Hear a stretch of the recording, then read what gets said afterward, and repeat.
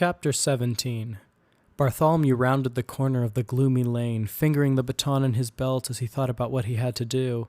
As he came to the middle of the dim lane where the lone lamp stood, he spotted his thugs waiting, seated on a pile of old crates. Upon seeing him approach, the three thugs sat up straight, expectant looks on their faces. "All right, we're all here," the first and largest thug said. "What's the plan?" "We have a job to complete," Bartholomew said, "tonight."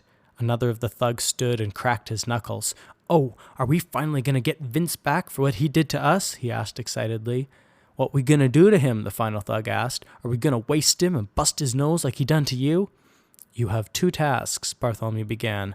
"Vince is to meet up with Bella up by her mansion at 6 o'clock sharp tonight." "Oh, you want us to jump her again?" one of the thugs asked excitedly. Pulling his baton from his belt, Bartholomew smacked him hard in the stomach, causing him to gag. "No harm is to come to Bella," he shot warningly. "No, your job is to lie in wait, watch the road, and make sure Vince never gets to the mansion. Do I make myself clear? No mistakes this time." The thugs nodded. Bartholomew scowled, his mind upon his next instructions. "Your other task involves the lighthouse down past the pier, the one that sits on the cliff face at the north end of the city.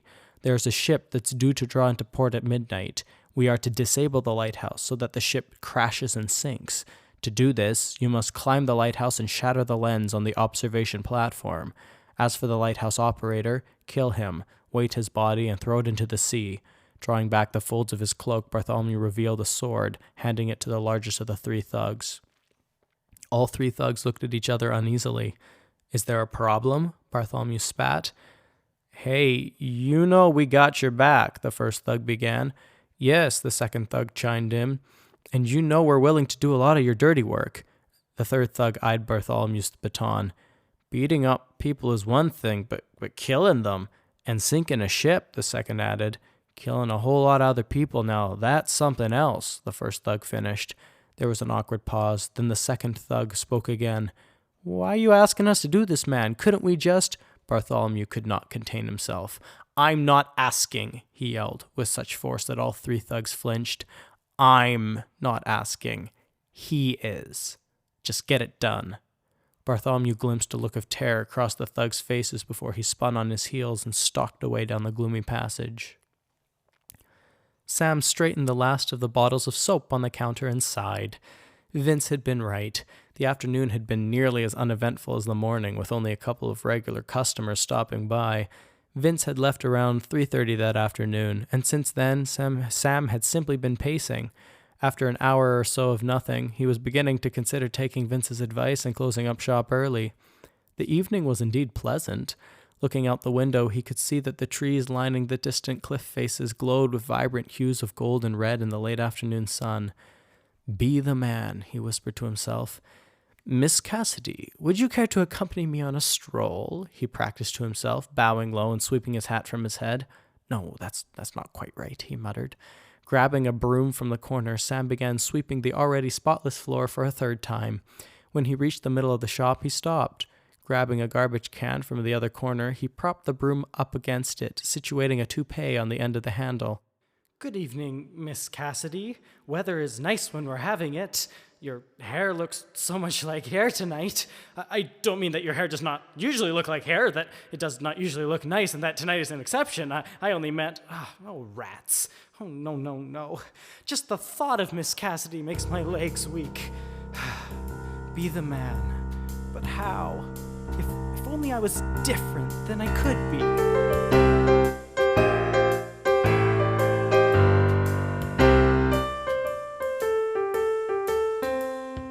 I just need a spring in my step, oh, a gleam in my eye, a smile for my girl if I was that kind of guy. She'd hold to my arm as we stroll down the lane. They'd say, "Oh, what a man, courting that class of dame." I'd cause her to smile with a wink of my eye. Bet you a rose I'd be that kind of guy. Oh, if I had my darling beside me, oh, Miss Cassidy, ma'am, I'd be the man when we stroll down to the park together. What a sight it will be. My the town folk laugh at seeing us together, if happy we be, my darling and me. I just need a spring in my step, oh, a gleam in my eye, a smile for my girl. If I was that kind of guy, she'd hold to my arm as we stroll down the lane. They'd say, oh, what a man courting that closet dame.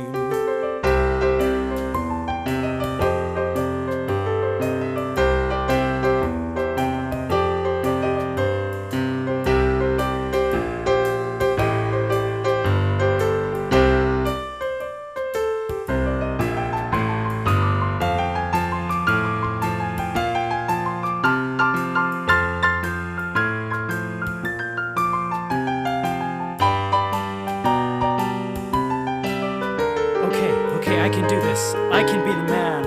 I know I can, because she puts a spring in my step, oh, a gleam in my eye, a smile for my girl. With her I'm that kind of guy. She'll hold to my arm as we stroll down the lane. They'll say, oh, what a man courting that closet dame.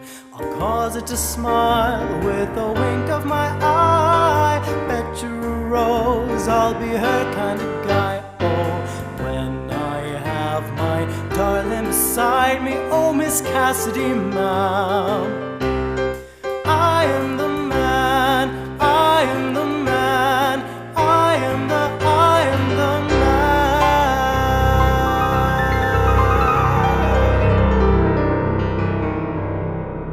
Sam leapt up the stairs to Margaret's porch and rapped his knuckles against the door. A few seconds later, the door swung inward and Margaret stuck her head out. When her eyes fell on Sam, her whole face lit up. Why, I don't think I believe my eyes. Sam Smoot, what a pleasant surprise. Sam's legs started to shake and he fought the urge to flee. Jamming his hands in his pocket, he bowed low, his hat falling off his head and landing on the porch at his feet. Evenings are good, he stammered, and you have hair. The park is orange. Do you want to weather with me? Margaret stared at Sam for a moment, confused. Then a huge smile spread across her face. You want to go on a stroll, Sam? Why, I would love to go on a stroll through the park with you. You just give me a minute. I'll be right out. Margaret disappeared into the depths of her home. Turning around, Sam pumped both fists in celebration. Nailed it! After a few minutes, Margaret returned, Tommy at her heels, holding a wooden sword in one hand. Oh boy, he said, we get to go to the park with Mr. Sam. Taking Sam's arm, Margaret led him off the porch and down the street. You know, Sam, she said, I do so love the color of the trees this time of year. You know, when I was a kid, I used to try to catch the leaves as they fell to the ground, running all over town. Margaret and Sam strode down the lane together, chattering as Tommy swung his sword at imaginary foes. A few blocks over, Vince buttoned his coat as he hurried towards Bella's Hill. Smoothing his hair, he tried to think of a new compliment he could give her when he saw her that evening. He enjoyed finding new ways to make her smile. As Vince rounded a corner, movement off to the side of the road caught his eye. Turning, for a split second, he glimpsed an object flying through the air towards him. Then everything went black.